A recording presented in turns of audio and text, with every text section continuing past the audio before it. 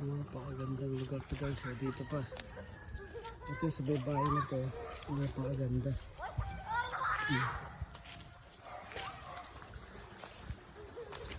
So ayun guys. Mabato lang talaga itong lugar ito. Pero napakaganda siyang pasyalan.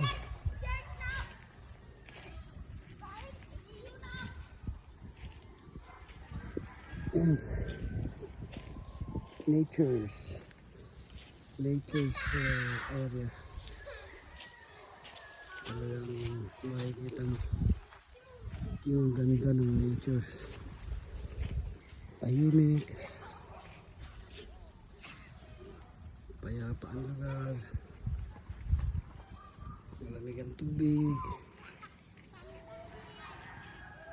Ang sarap ng simay ng hangin dito guys. Yung maaamoy mo yung ano,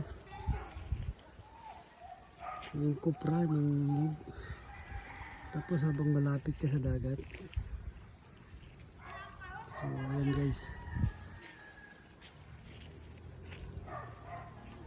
Very rare this area.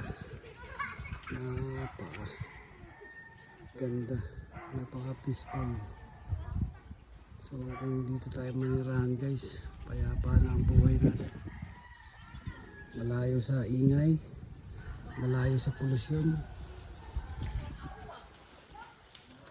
Ang maingay lang dito yung gaswas ng dagat.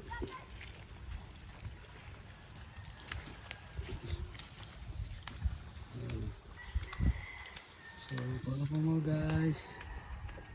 Thank you.